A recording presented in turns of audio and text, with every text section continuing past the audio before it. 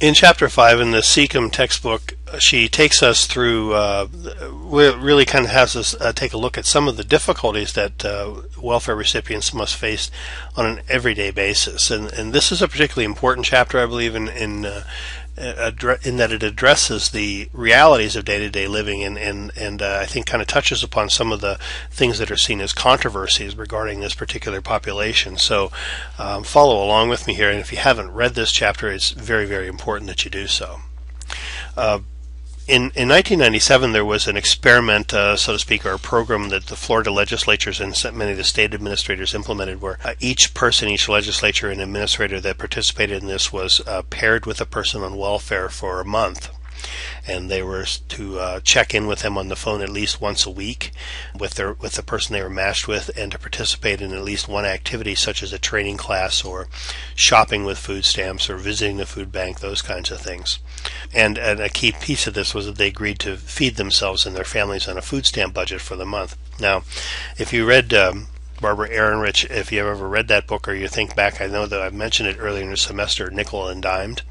One of the things that Ehrenreich's book is really written upon her attempt to live the day-to-day life of a working class woman, trying to make ends meet and things very similar to this. And she acknowledged in her book that one of the big differences between her and the individuals she was studying through this work is that she came into this with her rent deposits paid and a certain amount of money in the bank, and also knew that at some point this was going to end. It wasn't going to last forever, and that's a key difference here. This is a 1-month experiment, and as Seccombe points out very well, this really did very little to show those individuals what it was really like to live on. In fact, some of the individuals mentioned in the textbook, this was over Thanksgiving, I think, as I recall, still had their traditional Thanksgiving dinner with all the trimmings. Couldn't have possibly done that on a food stamp budget. But in any event, this was some sort of an experiment to kind of help them see what the welfare recipient has to live with. But it only lasted a month. It took place once a week, and they kind of decided when it took place. When they were purchasing and living on their food stamp budget, they weren't actually using food stamps. They were in public. They were paying cash for their food, so they weren't really dealing with all the stigma associated with using the food stamps at that time. Their pantry was already stuffed with food. Their savings budget was already put in place so that they felt secure in doing this, and they knew that at the end of this month they would go back to their old middle class lifestyles. So they really had no need to make all these decisions that those that live in poverty do on a day-to-day basis, and certainly not dealing with the kinds of struggles that those individuals have to face on a day-to-day basis. That's what this chapter is about. What are those struggles? One of the things that one of the choices, I guess, is there's this sort of belief out there that welfare recipients use their money on drugs. And in fact, most of the women in Karen Seccombe studies and in other studies that she mentions feel that being a good mother is the #1 priority. And so the notion that moms on welfare are doing a lot of partying and everything like that really is pretty incompatible with the reality of caregiving. And given the limitations, the limits on the amount of money that they get, they wouldn't be able to make ends meet if they did so. Now, this again is not to say that there aren't some individuals and some welfare recipients who do that, but we're talking about the group of welfare recipients. We don't want to get in the habit of taking one sort of bad egg or whatever in the basket and then kind of judging everybody and all the eggs in the basket because of that. How do the individuals make ends meet with the monthly check?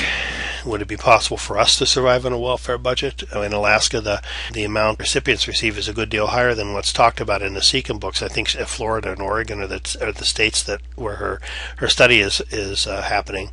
Can't really survive on a welfare budget day-to-day basis is what Seccombe's conclusion is, even in Alaska where our expenses are higher. Most recipients run out of money well before the end of the month. And even though these women, for the most part, know what their monthly expenses are and focus most of their payments upon the basic necessities, they really have very, very little disposable income left at all, if any at all. The U.S. Bureau of Labor says that poor households spend more than 75% of their income on 3 items. That's housing, food, and transportation. Very basic needs. 75% of income in poor households go to housing, food, and transportation. Many have to make do without cars, and if they have automobiles, as I think she mentioned in the previous chapter, they're usually in very poor repair, or maybe gas guzzlers that require an excessive amount of gas to keep them running.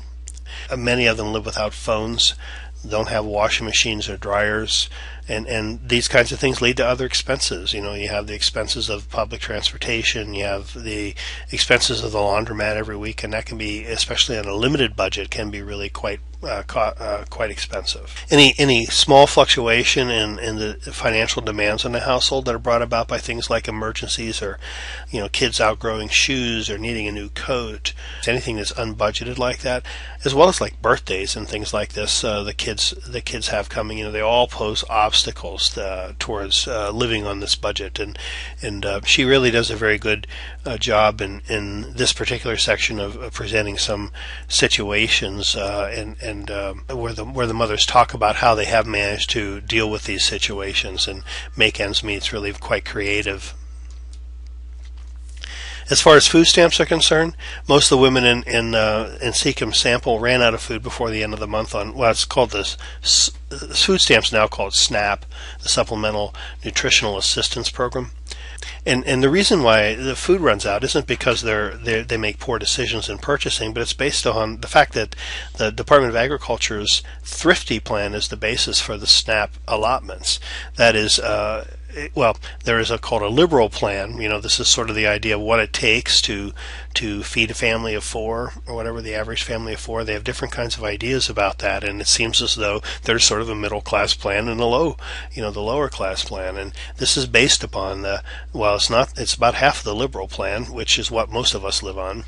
And in fact, the Thrifty Plan was designed to be a temporary budget that would, be for special situations, a month or two at a time, and not on a day-to-day, month-to-month basis. And there are a lot of assumptions in the Thrifty Plan that just don't really line up with what goes on in reality anymore, like that these families will bake bread every day and will cook from scratch. It's not only is it not reality, it's for most single mothers it's not possible because of all the kinds of things that are required in order to do those things. Women on welfare dip into their cash benefits every month to buy food later in the month when the food stamps have run out, which is another thing that causes some strain in terms of their monthly budget. But the lowest income households, the studies show, consume about 27% less fresh fruit than the national average. I believe Seccombe says that the middle class households, or the households in the upper range of income, actually consume 40% more of fresh fruit than the national average. Now, when you consider beyond fresh fruit, think about fresh vegetables and fresh foods in general, which tend to be healthier. Of course, they tend also to be much more expensive, and so you see these families being squeezed into buying convenience foods and fast foods, boxed stuff and packaged foods and things, which have a lot of ingredients that really don't contribute to good health. But because of the fact that we have a lot of poor families that really have no transportation to amount to anything, many of those families, if they don't have transportation, wind up having to shop at convenience stores and things because of the location of where the larger grocery stores are, and convenience store prices are much more expensive. This is a significant statistic here. 11% of all households, and in particular 30% of single mother households, suffer from food insecurity. This is something that you'll recall back in Super Bowl Sunday when you took the hunger quiz, that the food banks talk a lot about food insecure households. And this food insecurity is uncertainty of having or the inability to acquire enough food for all members of the home. So almost 1 in 3 single mother households are food insecure households. So how does a woman on welfare cover expenses? The question is, that has to be answered is, which bill do I pay? Which do I let slip? And with so little financial leeway, those unexpected events cause these questions actually to be asked, not to be resolved, I must say, or maybe they force these questions to be resolved, I think is what I'm trying to say here. Some individuals double up with friends or family members, and Seccombe points out, that this creates other issues about, how growing up and how one develops. She talks about a grandmother, a mother, and a child sleeping and sharing a double bed at night, and not having the kind of privacy that we require as individuals in order to feel like we have a good life and that we have a certain amount of self-esteem and self-respect. And so this cramped living creates other problems. Although it's a solution to the low income, it creates many other problems for these families. Deferring bills, oftentimes creates other problems as well. Individuals get their lights cut off because of that, or they lose their phone, whatever it might be. And it costs money to get those things turned back on. And although the comments that you often hear from individuals is, I wish I could just sit around and get a check from the government, what a nice life that would be. And people describe welfare recipients and refusing to work and just deciding to live on the dole as though somehow it's a kind of a fat cat existence. And it's anything but that, I think, as this chapter points out. And individuals on lower income have compounded concerns about the safety of their children because of where they tend to live, the communities and things that are rife with all sorts of problems, including drug deals and violence and crime of other sorts. And so there's a lot of stress that is created in individuals in poverty in the lives of those persons that really is a kind of, at most, a passing kind of a stress that those of us in a middle class must face. She also touches upon the idea that many of the poor families, you'll go into their homes and you'll find widescreen TVs, or you notice that their children are being dressed in like high dollar shoes and those kinds of things, and sort of a value judgment is made that this is a poor decision on the part of the parent, and again reflects that probably they're not living as bad off as everybody thinks or as they want to say that they are, and those kinds of things.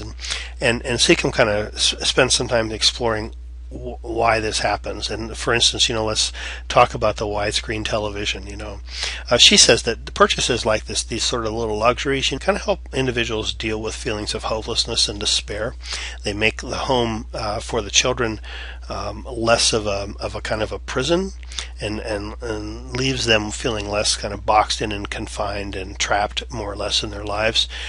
She writes about how, because of the nature of the neighborhoods where kids lived, that kids are told to come right home from school, and they're not allowed to go out oftentimes because of the kinds of things that are going on around them, so they have to stay inside. And so oftentimes the mothers are being creative in trying to deal with some of these pressures that are outside the home in making inside the home more attractive. Likewise, purchases like name brand clothing and shoes and that type of thing kind of help raise the self-esteem of the child, and in their minds, I believe, makes them less vulnerable to people like drug dealers who are going to kind of tempt them to do things for them to get the kind of money so that they can buy the things that the other kids have. This is again a creativity in terms of dealing with some very, very major problems that they must deal with as parents with their children.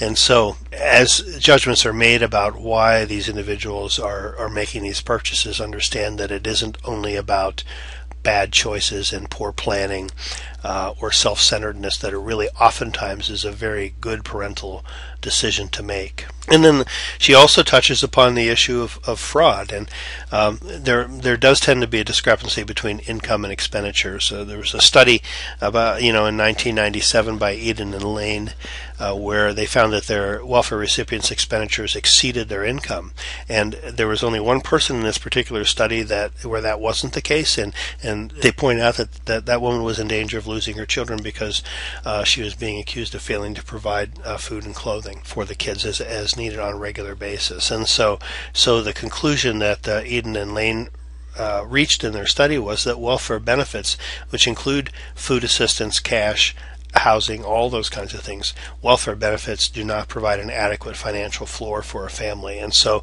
this really puts welfare recipients and mothers in a position of having to manipulate the system, which, among other things, may include fraud, I should say, hiding income that they get, not reporting certain assistance that they might receive, or even working under the table sometimes to make ends meet. And Seccombe writes late in the chapter that it's ironic that while the state legislatures felt noble because of their month-long experiment, welfare recipients must be fraudulent to provide for and keep their children. Recipients are not given enough money on which to live and raise their families. Poor women on welfare make these decisions and develop these strategies because they work to mediate the deleterious effect of poverty on the human